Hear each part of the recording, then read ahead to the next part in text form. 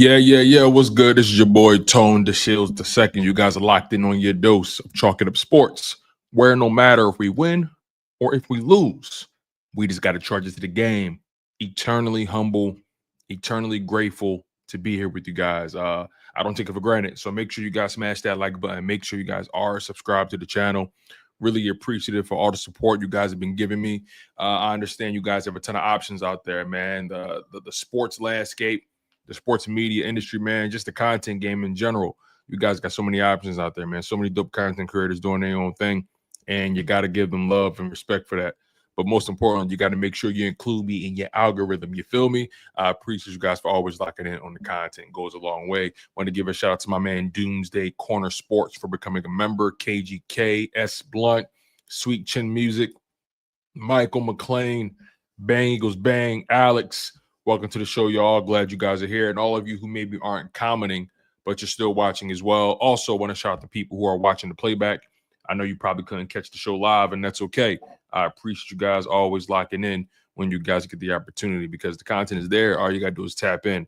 We've been quiet for the past few days. I believe the fourth day of training camp has just come to its conclusion, and we're going to discuss the things that occurred today. I went to New Orleans this past weekend, so that's why you guys didn't get too much content from me the past few days. That's why Coach and I didn't link on Sunday for our weekly Eagles off-season show, and that's beginning to transition into our Eagles. I guess you'll say training camp show, or we always do our pregame show during the weekend. We're in the process of trying to work out maybe a 2 shows per week situation. So, nonetheless, I was in New Orleans the past few days, so that's why you guys haven't heard from me. But nonetheless, like Alex said, we are 39 days away from opening kickoff. Man, football season is literally in full effect, and I'm just happy, man. Super happy, and it feels really good coming into the season knowing your team is one of the biggest dogs on the block. Let's just call it what it is. It feels good knowing the Philadelphia Eagles are the bullies on the block, and they got to pretty much reclaim their territory. I know they've been trying to avoid the language of repeating. They've been focused more on resetting and reestablishing themselves and reestablishing their identity and so on and so forth. So the Eagles are so far on the right path. They have all the pieces necessary to do what they need to do. They got the right people in the building, top down, ownership, front office, coaching, personnel, nutrition staff, athletic trainers, custodians, chefs, and so on and so forth. So shout out to the entire Philadelphia Eagles organization, and also shout out to you guys again for always being supporters of the organization. So let's get into it. Let's not waste too much time. Smash that like button. Let's do it. So, training camp has given us a good amount of things to talk about. There's been some ups, there's been some downs. And let's start with the positives, right? Let's start with the positives. So, Jihaad Campbell has been having a phenomenal camp, even though Jihaad Campbell has been limited in his action, and he's kind of been getting first team reps here and there. He's really been leading the second team. And as far as that first team linebacker situation, it's been Zack Baun and Jeremiah Trotter Jr., who's having a phenomenal camp from what I'm reading. Jeremiah Trotter Jr. is a guy who's been having a really, really strong camp. And I think that's something that needs to be acknowledged, right? Because we talked about what that linebacker situation would look like, knowing Nakobe is recovering from his injury and Jihaad was, or still is, recovering from his. So Jihaad is getting limited snaps. And maybe at some point Jihaad will leap Jeremiah Trotter Jr. But I'll say this: Jeremiah Trotter Jr. is making it very difficult. That's just what the results have been. Jeremiah Trotter Jr. has been making plays. He's been playing very well next to Zack Baun. Whatever Zack Baun is doing, It's rubbing off on Jeremiah Trotter Jr. And again, maybe Jihaad does leap him at some point. Maybe he does. And maybe we expect him to. But as of right now, Jeremiah Trotter Jr. is making it very difficult for the Philadelphia Eagles to even consider that. We'll see how it turns out, though. But I wanted to give Jihaad Campbell his flowers again, a guy who's just been who's ahead of schedule for one in terms of his recovery, and he's just been turning heads at camp. And I think the Eagles are really excited about a player like him. I'm really excited about a player like him. I gave you guys a hot take, I think a few weeks ago, basically saying that Jihaad Campbell will win Defensive Rookie of the Year. Shot in the dark. Why not? And I even went as far to say Jihaad Campbell has the potential to be the first or second best player on his team next to Jalen Carter, right? But then when you really get deeper to the nitty-gritty, you got guys like Cooper DeJean, Quinyon Mitchell, who are having phenomenal camps as well. Quinyon Mitchell, stock up. He's just getting better and better. When guys are that good, it's not really much to talk about, right? You don't have any criticisms. Cooper DeJean and Quinyon Mitchell are just having strong camps. Cooper DeJean has been being used in different ways. They're asking a lot of Cooper DeJean this year. He's not just going to play that nickel spot, but as of right now, it's looking like he's going to be the starting safety in that base formation. That's been the constant, unless one of these other young guys, Drew McCuba, Sidney Brown, step up and prove that they can be the full-time safety. As of right now, Cooper DeJean is the safety next to Reed Blankenship when the Eagles are on base, and he transitions to nickel, or he transitions to the slot when they go into the nickel formation. And I think Sidney Brown and Andrew McCuba are kind of rotating. And each day has been a different starter at that safety spot when they go into the nickel. But today, Drew McCuba, I think he sustained an injury. I think he sustained a shoulder injury, to be specific. Let me make sure I got this correct here. Yeah, Andrew McCuba is dealing with a shoulder. Now, the seriousness of it all, that remains to be seen. But he didn't really practice much today. He got tangled up with, what is it, Danny Gray? Is that his name? I think it's Danny Gray, that wide receiver that people like. Yeah, Danny Gray. I think he used to play for the 49ers. But Drew McCuba, they ran into each other. Saturday, excuse me. They ran into each other on Saturday. And Drew didn't practice today. That's what happened. Excuse me. So yeah, they're being careful with Andrew McCuba, as they should. It's early in training camp. No need to force anything. Be careful with him. Let him recover. Make sure he's constantly on the sideline, keeping up with what's going on, and it's really that simple. But as of right now, that battle between Andrew McCuba and Sidney Brown isn't really clear just yet. It's not really clear who's in the lead, in my humble opinion. We hear good things about both of them. But they're asking a lot of Cooper DeJean this year. As a matter of fact, speaking of Cooper DeJean was just named to the NFL Top 100. I think Coop was named 60th. Let me make sure I got this right here. Was it 60th or 59th? He was 60th. So Cooper DeJean was ranked as the 60th best player in the NFL, according to his peers. And that's remarkable for a guy like Cooper DeJean. I mean, second-year player, going into his second year, and already he's getting the respect from his peers. And it makes sense when you think about what he did last year, the plays he made, who he did it against. I mean, he has some pretty noteworthy plays that he was able to execute on two of the top players in the AFC North. That's Jamar Chase of the Bengals and what's my man's name? Geez, why am I blanking? This guy's a superstar. Jeez Louise. Derrick Henry.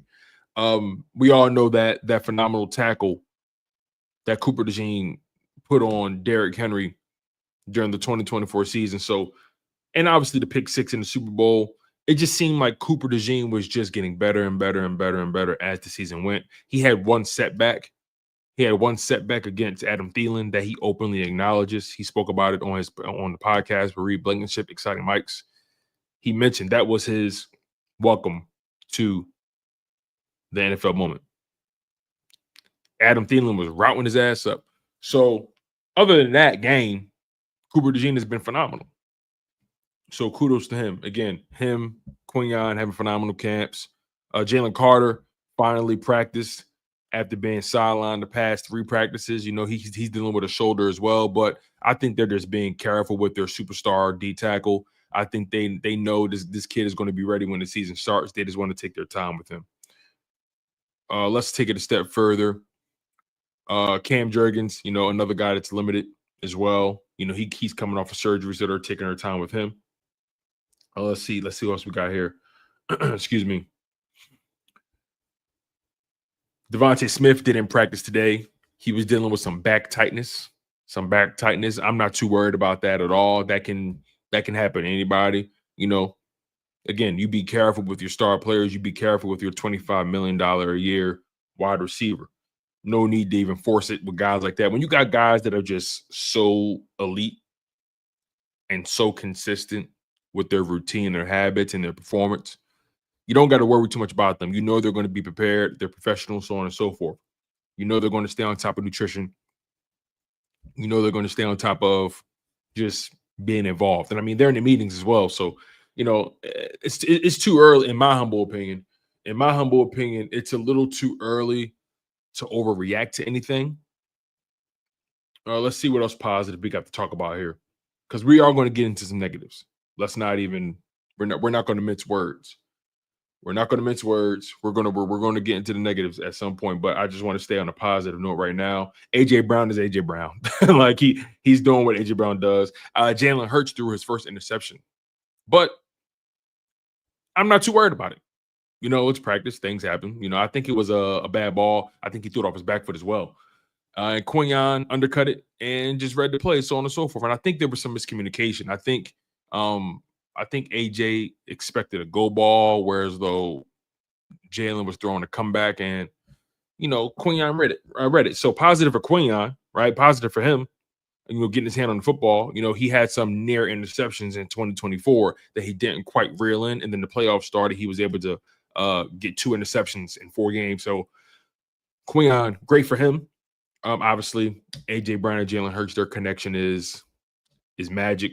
So I don't expect too much of that to happen going forward.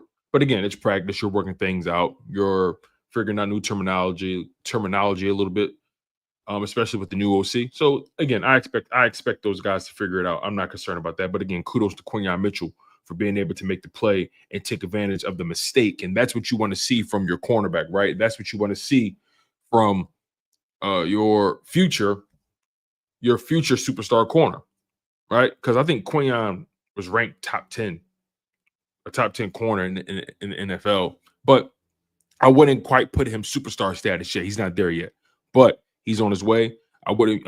I think this year we got to be on the lookout for Quinyon to make a Pro Bowl. You know, who knows? Who knows? Maybe he snags himself an All Pro, a second team All Pro. Who knows? But I don't think we can put Quinyon quite in superstar territory just yet. Not quite. He's trending that way. So that's the positive about Quinyon. I mean, he's a budding star. He's a budding star. And again, that interception that Jalen Hurts threw, great for Quinyon. Great for Quinyon to being able to take advantage of the mistakes. All right, let's see here. Tyler Steen is still the starting right guard. Again, we expect Tyler Steen to be the starting right guard when the season starts. It's his job to lose. I don't expect anybody to be able to take that from him right now. Kenyon Green is not really he hasn't really been available. He's been pretty inconsistent as far as his health. And then Zack Baun, again, I mentioned Zack Baun and Jeremiah Trotter Jr., phenomenal so far. They've been making plays, pass breakups, doing really well on the run. I think today was the first day they put on pads, too. I think today was the first day they put on pads. And, you know, they did 11 on 11, 7 on 7s, a lot of 1-on-1s. They were in shells and shorts, so they did put on they didn't put on full pads. The full pads will be on tomorrow. But they had shells on. So let's continue here. Let's continue with some positives that I have here. Moro Ojomo. I got to talk about Moro Ojomo, man. There was a situation where Moro Ojomo and Landon Dickerson were in 1-on-1s, And it was really exciting from what I hear. From what I've read, from what I hear, it was really exciting. Moro Ojomo was taking it to Landon. He was taking it to him. Now, obviously, Landon Dickerson is one of the best left guards in football. I'm not concerned about Landon. But again, and also Landon is a Pro Bowler. I think does Landon Dickerson have an All-Pro on his resume? Let me see this. He probably doesn't, not quite, but I know he has a Pro Bowl. Okay. Landon Dickerson is a 3-time Pro Bowler in back-to-back-to-back seasons. 3-time Pro Bowler. So he's like that. Landon Dickerson is like that. 3-time Pro Bowler. He doesn't have the All-Pros yet. That'll come. But 3-time Pro Bowler. And Moro Ojomo, young guy. I think Moro was entering let's make sure I got this right here. Moro was entering year 3.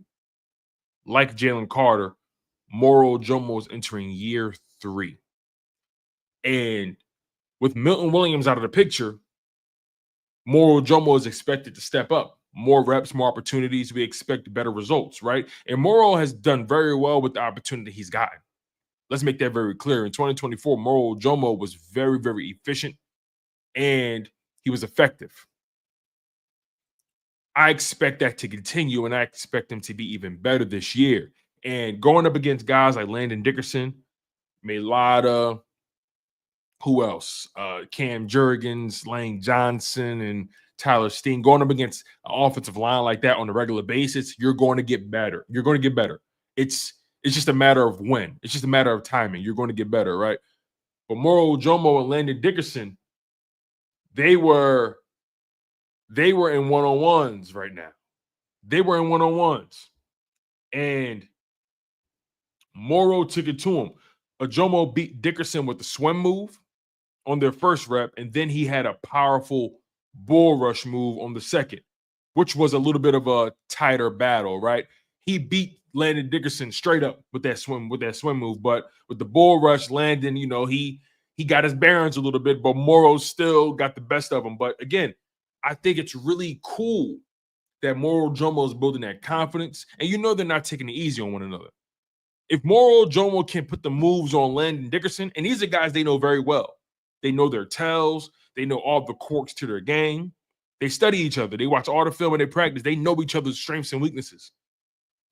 For Moro Ojomo to be able to get with Landon Dickerson like that, for him to be able to, lay it on Landon like that, that's phenomenal to hear. That's phenomenal to hear. That's phenomenal for Moro Ojomo's trajectory and what we expect from him in the 2025 season. And he's going to be playing next to Jalen Carter, who's going to create a ton of opportunities for him. Playing next to Jalen Carter is going to make life a whole lot easier for Moro Ojomo. He knows what it's like already. We know how Milton Williams benefited from that, right? So over the course of a season, I think Moro Ojomo can probably have I'm going to be honest with you, man, and maybe this is hyperbole, but I think Moro Ojomo probably can get you 4 or 5 sacks this year.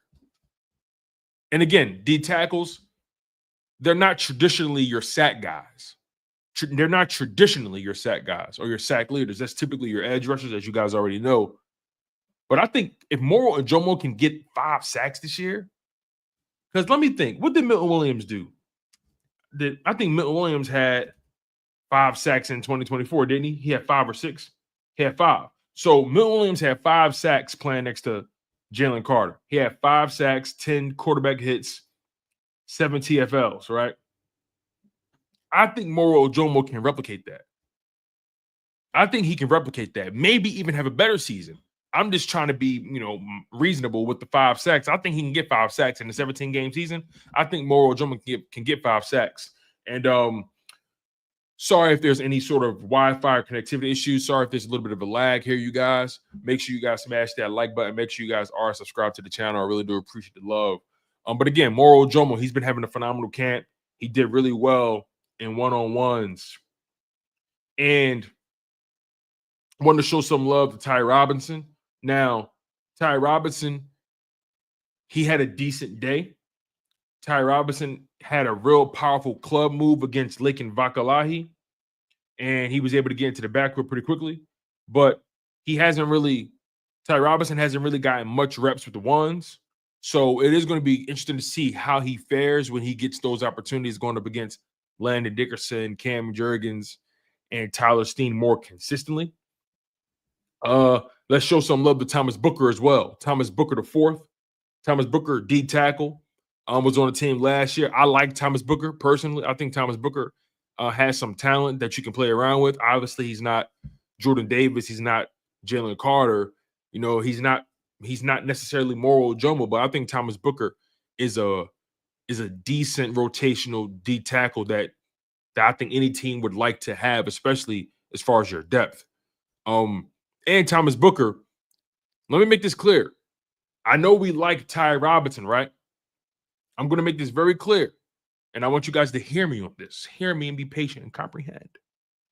Although Ty Robinson is the guy we expect to be DT4, we expect Ty Robinson to be the fourth D tackle in the rotation. We expect that.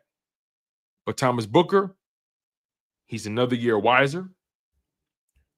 He's learned and played with Jalen Carter and Jordan Davis. Thomas Booker is 25 years old. He's entering his, I want to say, make sure I got this right here. He was drafted in the 5th round in the 2022 draft by the Houston Texans. And then 2023, I don't know if he had an injury, but he wasn't active in 2023, 2024. So he's entering his 4th season. And he played in 17 games in 2024, got a sack, 2 quarterback hits, 2 TFLs. Thomas Booker, 6'3", 301. I expect him to take a step forward, right? I expect him to take a step forward. So some people are really high on Ty Robinson, as they should. But Thomas Booker, don't sleep on him. That's pretty much my position on that. I like Thomas Booker. Don't sleep on him. And I think the Philadelphia Eagles are just in phenomenal shape in general when it comes to that defensive tackle position. When I look at the D tackle spot for the Philadelphia Eagles, I have a hard time finding another team that has as much talent and depth through and through. You look at the Eagles D tackle spot, you have Jalen Carter, Jordan Davis, right? You got Jalen Carter, Jordan Davis, Moro Jomo, Ty Robinson, Thomas Booker IV, Byron Young, Gabe Hall. That's 7 guys right now. Now, they got a couple more guys at the position, Joe Evans and Jacob Sykes, but Gabe Hall was on the roster last year as well. Byron Young, the Eagles traded for him, and he was on the roster. They didn't allow him to make it to the practice squad because they wanted to make sure their investment, their trade for him amounted to something. Now, we haven't heard Byron Young's name too much. That could be a good thing. That could also be a bad thing as well. It all depends how you want to look at it. But nonetheless, I think the clear battle for DT4 as of right now, I think the clear battle right now for DT4 is between Thomas Booker and Ty Robinson. And I like all these guys, by the way. I like Gabe Hall. I liked what I saw from him in the preseason last year. I like Thomas Booker. I like Ty Robinson. Byron Young. We're still learning more about him. We'll see what that amounts to. We will see what that amounts to. Jordan Mailata and Jalen Hunt went at it today. And Jordan Mailata has been very high on Jalen Hunt as of late. Very high on him, putting that confidence in him, speaking truth to power when it comes to Jalen Hunt and his development and his progress and his production. But today, Jordan Mailata reminded Jalen Hunt that you got a long way to go, pup. You got a long way to go, youngin. Jordan Mailata was able to dominate Jalen Hunt on back-to-back reps. And again, although he's been talking up Jalen Hunt to make sure he understands that he is getting better and understands that, hey, listen, bro, I see you and I know you got it. Jordan Mailata still is what he is, and he's not going to pull any punches. Mailata is a bulldog. You feel what I'm saying? He's a mauler. So I expect Jordan Mailata to not pull any punches with Jalen Hunt. I expect the same thing from Lane Johnson against Nolan Smith, so on and so forth. I mean, these young guys, Nolan and Jalen, they're in a phenomenal position right now, having to go up against Pro Bowlers and all pros at the tackle spot. I'm going to get to your comments too, by the way, you guys. So stand by. I just want to get through some of these notes we have here. Matt Pryor was able to handle Gabe Hall relatively easily. So that's not really a good thing for Gabe Hall, but good for Matt Pryor. Again, Matt Pryor is a veteran. Gabe Hall, I'm not sure what year he's in. Let me double check that. Gabe Hall, 6'6", 295. He's only 24 years old. So you can't really blame Gabe Hall. He's going up against a veteran and Matt Pryor who understands all the tricks of the trade. And let's see here. Obo, the new edge rusher. I'm not even gonna try to say his name, man. I tried. Let me try it though. Okoronikwo. Obo Okoronikwo. I'm guessing here. He took care of Cameron Williams, the rookie. You know what I mean? That wasn't really an issue. Another guy that's been really, really good for the Eagles in training camp. And this is going to lead us to some of the negatives.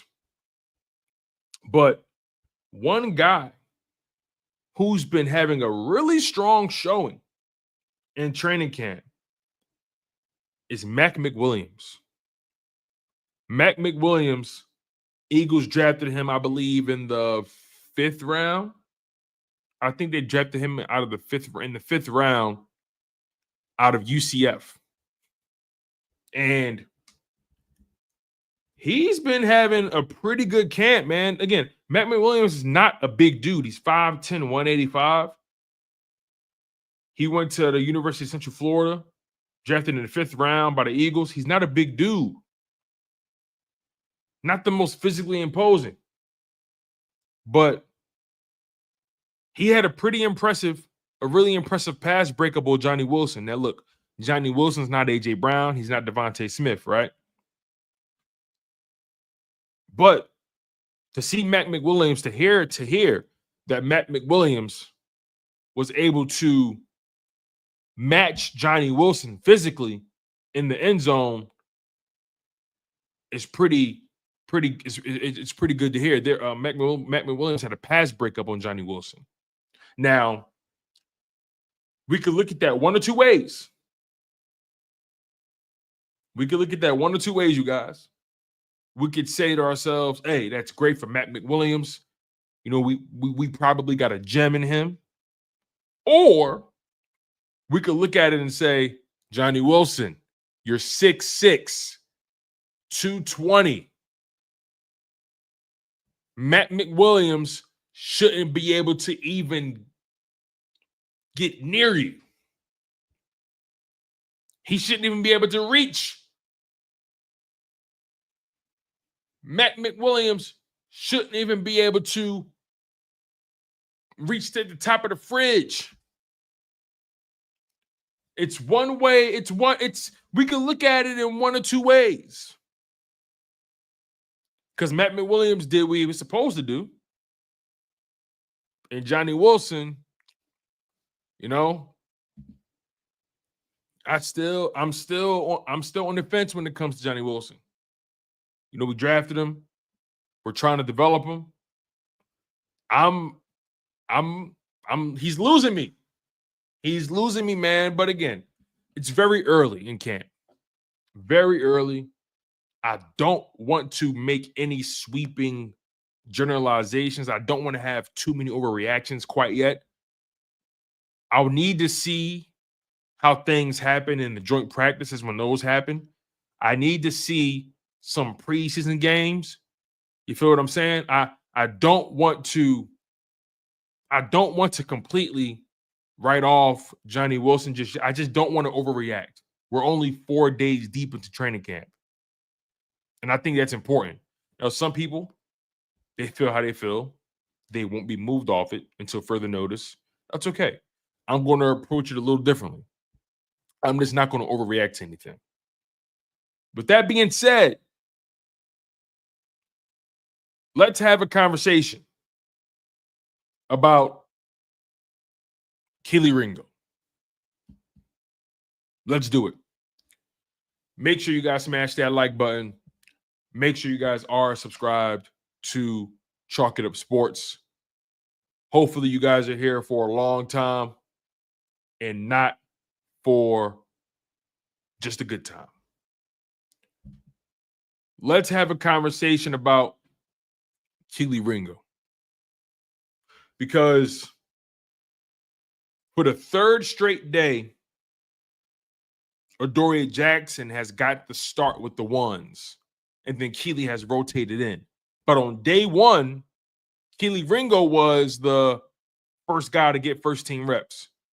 But day 2, day 3, and now day 4, Adoree Jackson has been the more consistent presence. Hence why I believe they are seeing him more with the ones or operate better. And look, I'm not going to sit here and pretend Kelee Ringo's had a phenomenal camp. So far, he has not. So far, he has not. Here's the thing, and I'm going to read something. I'm going to read something that Dave Zangaro wrote in his article detailing some of the things he saw when it comes to Kelee Ringo, because he's there. I love reading Dave Zangaro, by the way. I love reading Dave Zangaro. I love reading John McMullen, guys like that. I love reading Ed Cracks. But nonetheless, Dave Zangaro, let's read what he had to say about Kelee Ringo's stock being down. He says here, big grain of salt here because Ringo is very talented and he's going to have every opportunity to win the starting cornerback job opposite Quinyon Mitchell. But it wasn't the smoothest first few days. Ringo has gotten beat a couple times by Terrace Marshall and a couple times by A.J. Brown in camp. You can obviously explain away the reps against Brown because he's one of the best in the league. But Ringo has been in position to make plays and just hasn't yet. Ringo was the first right cornerback on the field on day 1. But Adoree Jackson was out there first on days 2 and 3. And also again on day 4. That's a real competition. And you'd have to imagine the Eagles would love for Ringo to take control of the position. So here's the thing. Here's the thing, you guys. I told you guys the Eagles are trying to push Ringo. And some of you guys said Adoree Jackson won't be a factor. Some of you guys said that. Not all, but some. If it doesn't apply, let it fly. And I said Adoree Jackson will push Ringo. And I know I'm a little higher on Ringo than some people. And again, I told you guys I don't intend on overreacting just yet. Just not yet. I'm not there yet. You know, I know it's exciting. I know it gets the people going. I know it gets clicks when we overreact and we spaz out and we jump out the window with our opinions. I'm just not there yet. And you guys know how passionate I can get. I can get brazen. I can get brash. But I'm not ready to jump out the window on Kelee Ringo just yet. I'm not quite ready to pop the trunk on him.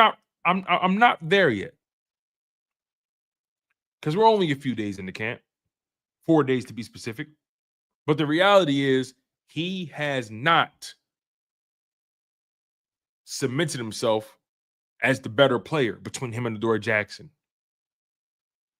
Now, are there reps when Kelee Ringo does well? Are there reps when he doesn't? So on and so forth. Whatever it may be. The reality is Adoree Jackson has the edge on him based off of what I've read, based off of what I've heard. That's just the truth. Can that change? Sure. That can change very much so. And I'm going to get to your comments, by the way, you guys. That can change. It all remains to be seen. It all remains to be seen.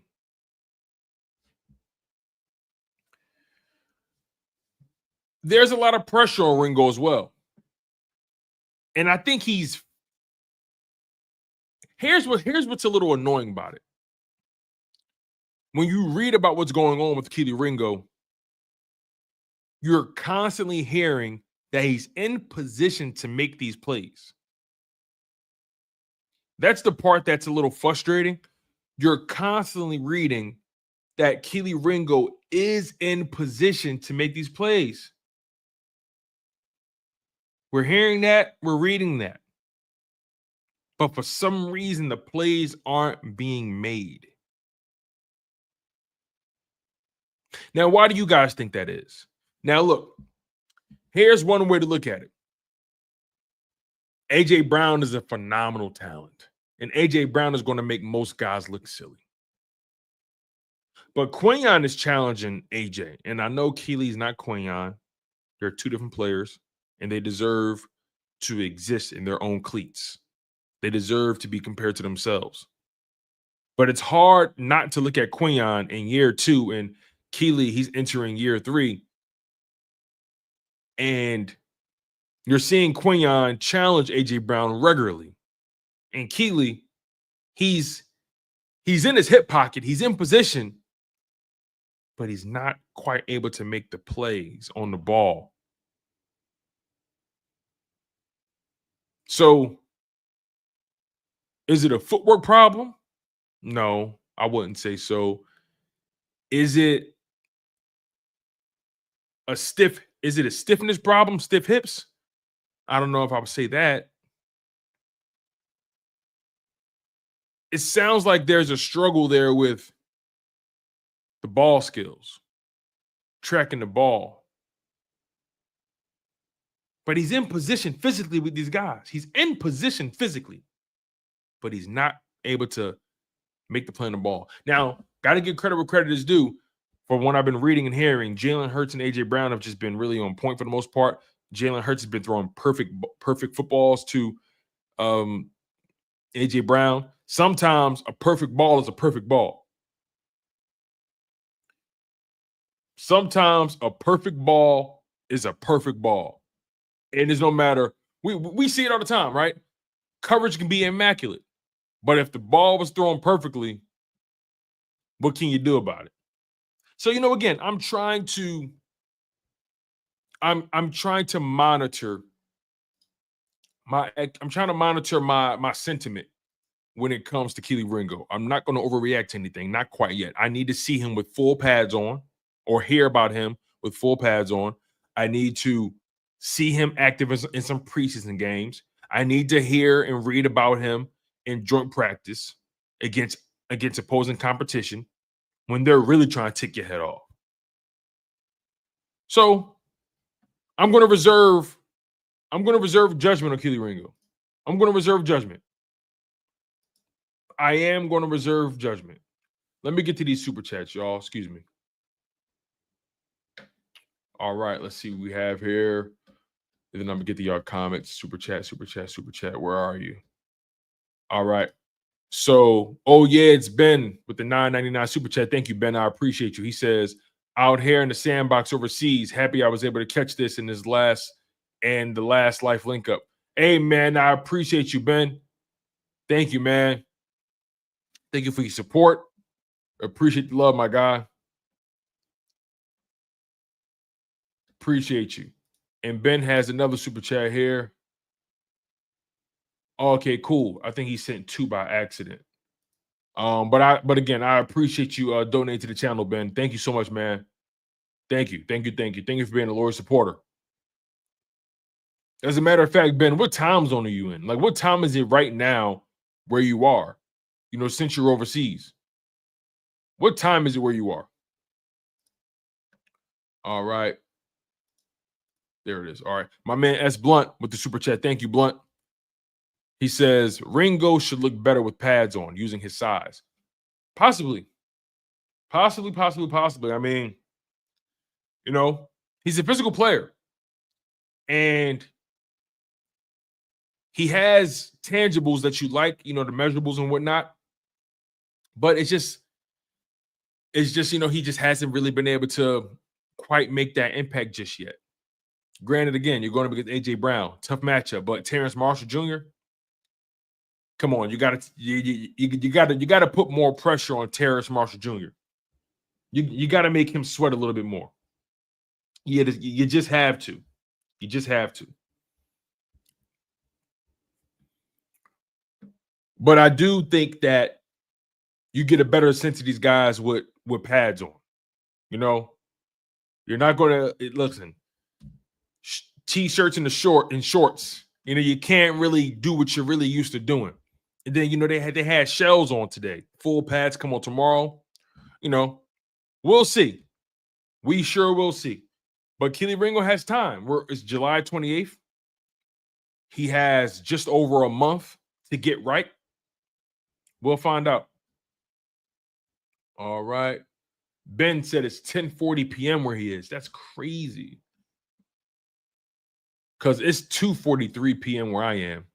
So that's an 8-hour difference. I don't know how you can. Well, yeah, that's crazy though.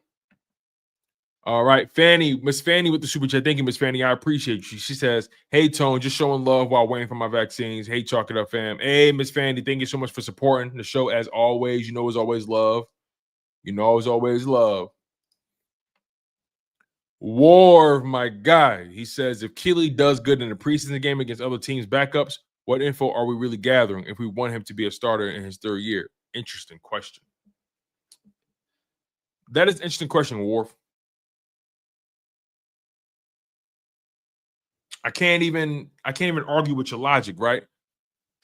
Because, okay, if he dominates backups, all right, cool. You're going to be against starters when the season starts, right? So how much information gathering can we really get from that? I understand your sentiment. So I'm not going to pretend like it doesn't make sense.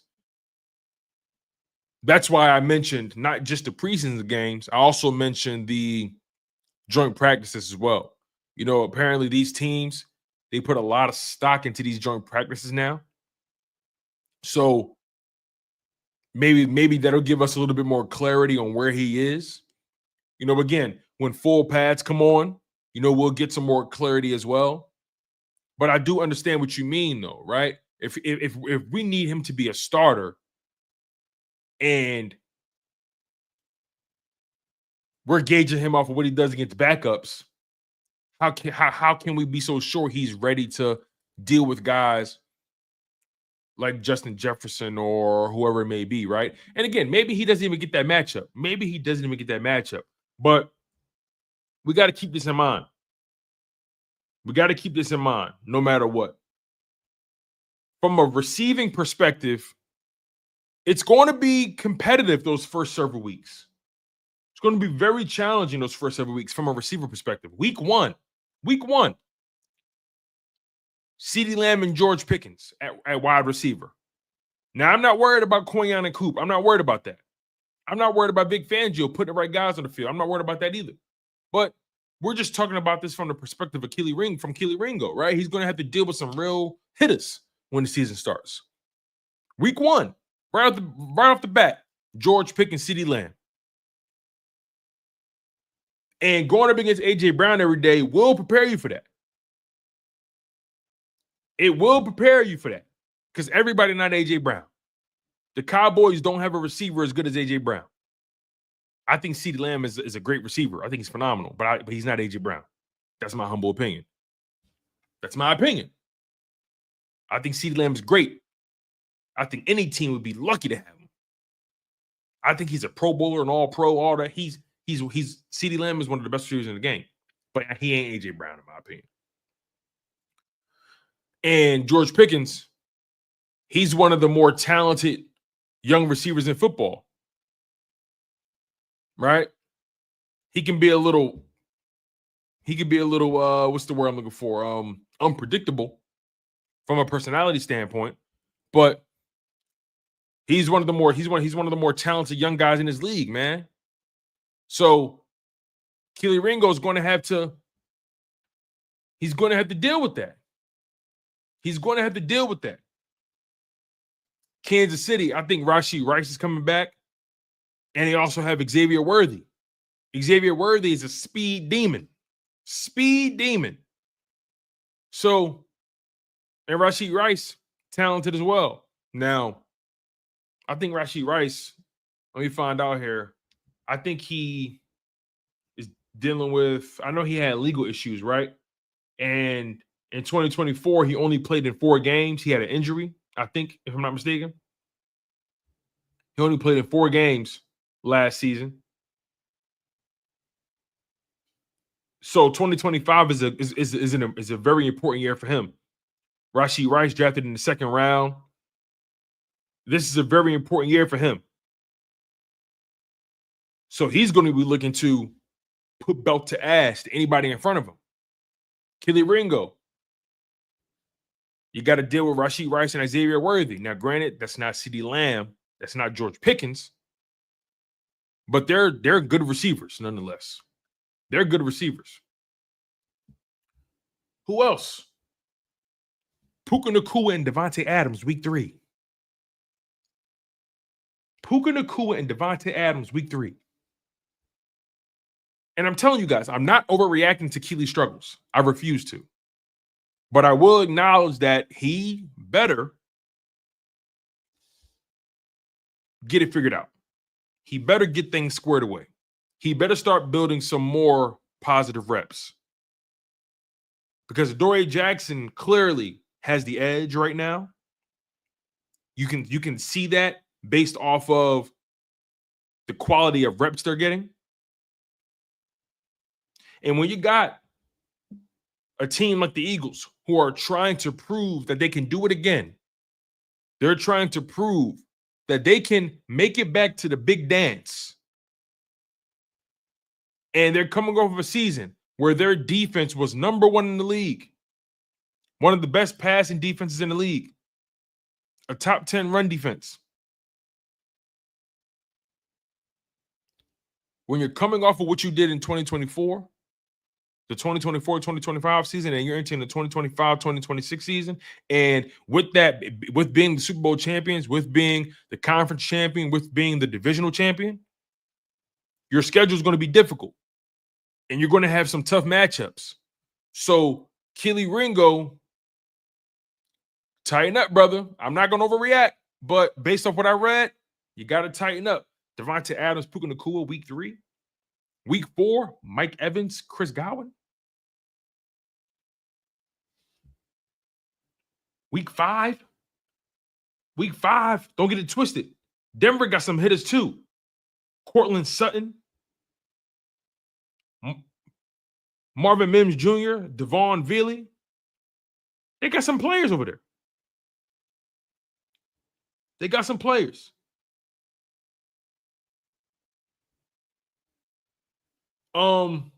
New York, they got Malik Neighbors over there. I think they also have, don't they have Jalen Hyatt as well? Let me make sure I got that right here. They got Jalen Hyatt. They got Wan'Dale Robinson, who's coming along very well. You know? You don't want to get caught lacking. You just don't want to get caught lacking. Let me get to Alex's super chat real quick. He says, still taking Ringo over whoever is a free agent that some fans want. People can sell me their Ringo stock. Hey, look, man, I'm not ready to offload my Ringo stock quite yet. I know some people are. I'm not there yet. It's only been 4 days in training camp, so I refuse. I refuse to overreact. I just can't. I'm not there yet. It's not really my personality type anyway. You know, I can be passionate. You know, I can have strong feelings about things, but I'm not ready to overreact about this situation in particular. Let's see here real quick. Make sure I got this right here. And then you got Justin Jefferson and Jordan Addison coming up in week 7, right? Week 11, Jameson Williams, Amon-Ra St. Brown. You know, Chicago has Roma Dunze. I think they got Keenan Allen still.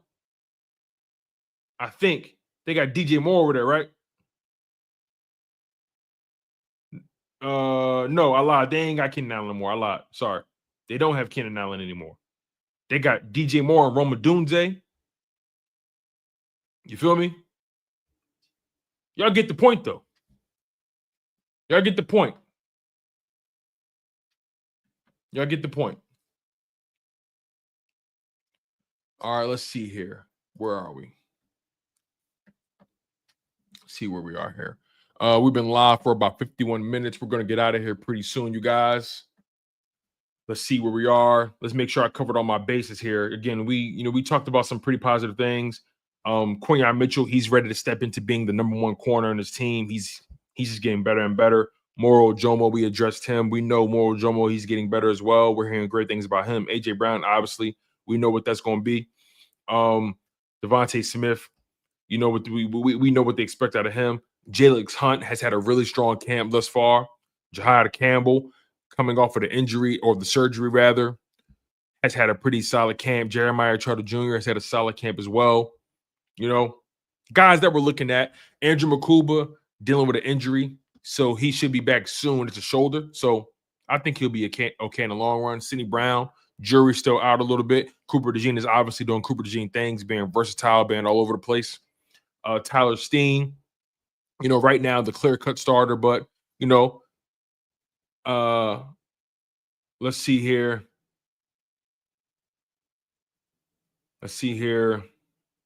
Lewis Seen. Let's talk about Lewis Seen real quick, because I used to get into a lot of arguments regarding Lewis Seen.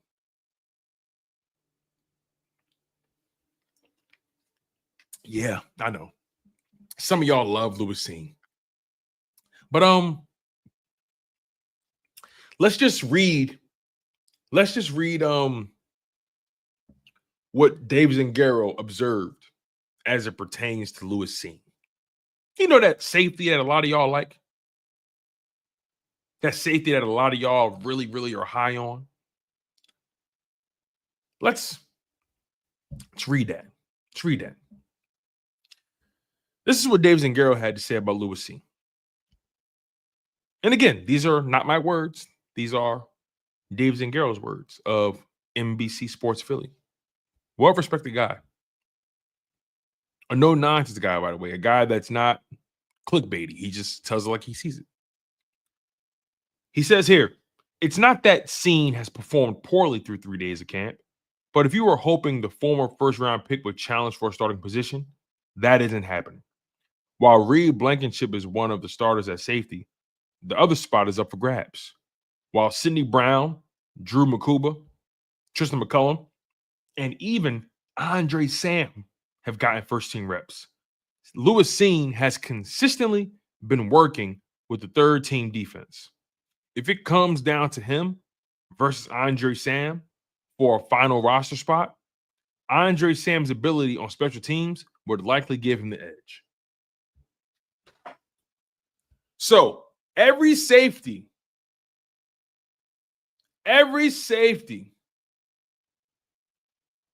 on this team has gotten some kind of burn, some kind of run with the first team.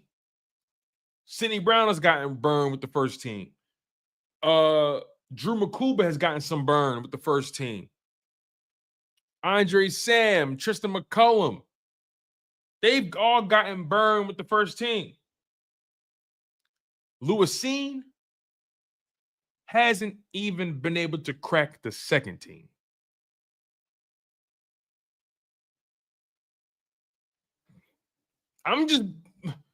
This is a guy that some of you guys really argued me down about. And it wasn't all of you. Let's make that very clear. It wasn't all of you. It was select few of you. It was a select few of you. But so far, Lewis Seen is at the bottom of the depth chart when it comes to that safety position. Not my words, just what's been observed here. Let me read the super chat here from Shep. My man Shep, thank you for the super chat, man. He said, Shalom, Tone. We're getting ready to try and do this again. Keep up the good work. Go Birds. Yes, sir. We're in the thick of it now, baby. We're in the thick of it. we're here now. Time to go and earn it. Time to go and prove it all over again.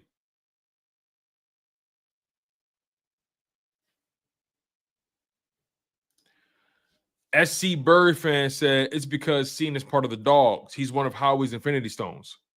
Which Infinity Stone is that? Because I think there's only 5 Infinity Stones. So I think there's only 5 Infinity Stones. So which if he's an Infinity Stone, he's a cubic zirconia. Like Nolan Smith is an Infinity Stone. Jalen Carter is an Infinity Stone. Jordan Davis is an Infinity Stone. Who else? Nakobe Dean is an Infinity Stone. And I would even give Azeez Ojulari as an Infinity Stone.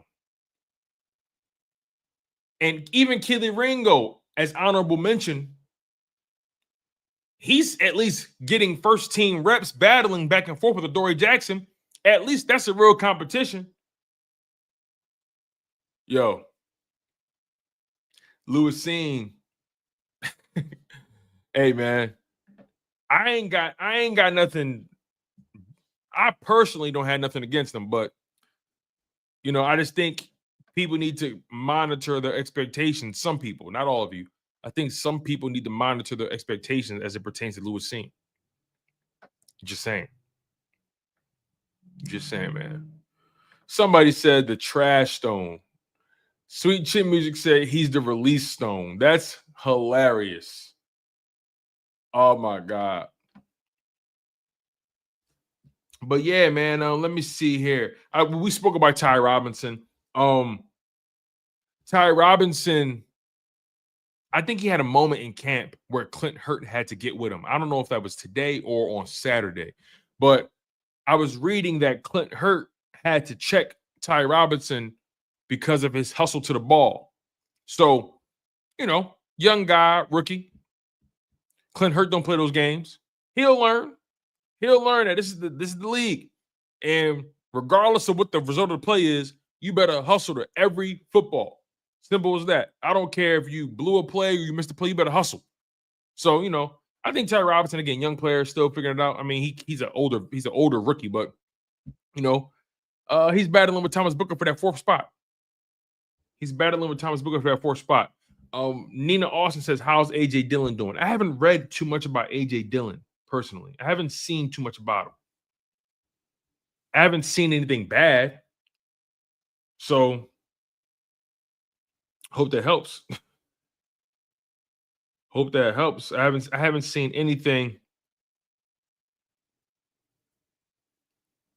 I haven't seen anything negative about AJ Dillon. Adoree Jackson, he had a pass breakup against Terrace Marshall down the field. He had a good rep in coverage against AJ Brown.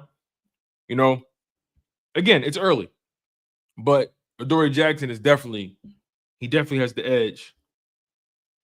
Definitely has the edge on Kelee Ringo. All right, you guys, we're going to close the show out. I appreciate you guys for being here. That's my opinion. That's my thoughts on what's been observed via Eagles training camp. And when the season starts back up, we're going to have longer live streams. Lately, pretty consistently over the summer, my live streams have been consistently between an hour and a half, somewhere floating around there, hour and 15 minutes. But when the season starts, these streams are going to be longer. We're going to have much more to talk about. We're going to be doing more reaction videos because we're going to have fresh highlights. We're going to have fresh film to react to. So I'm really excited about that. Me and Coach Marcus from Pro Fan Talk. Make sure you guys go lock in on Pro Fan Talk. Coach Marcus and I, we're in the process of trying to work out a second show throughout the week for you guys. That's the goal. So, yeah, we're going to do our pregame show before every game. And we're also going to try to figure out something during the week for you guys as well. Maybe a Wednesday show or maybe a Thursday show, whatever it may be. That's what we're going to try to work on. It's going to be like an evening show. So, yeah, man. Yeah, that's how we can get it done. and we're going to try to make it a consistent time, a consistent day. That's the goal. And look, things happen, but we're going to try to make it as consistent as possible. And that's the goal. 2 shows a week for you guys. That's the goal. We're going to get you guys 2 shows a week for the season. Last season, it was only 1 show a week. It was a preseason game, or I'm sorry, pregame show. But we're going to get you guys.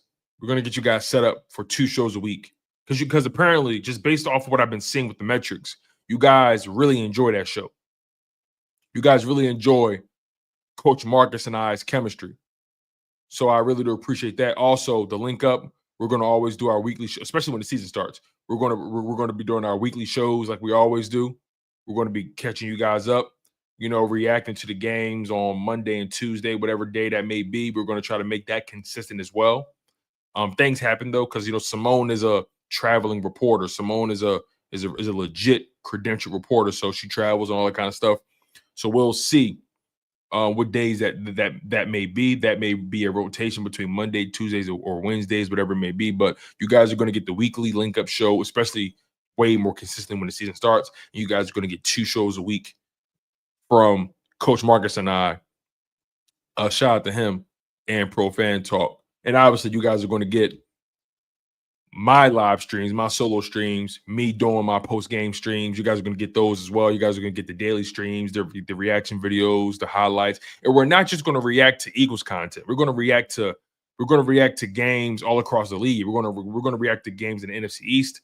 We're going to react to games in the AFC. We're going to try to react to as many games as possible. We're going to have some fun with it. We're going to have some fun this year.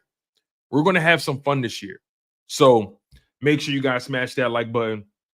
Make sure you guys are subscribed to the channel. It's always remarkable kicking it with y'all.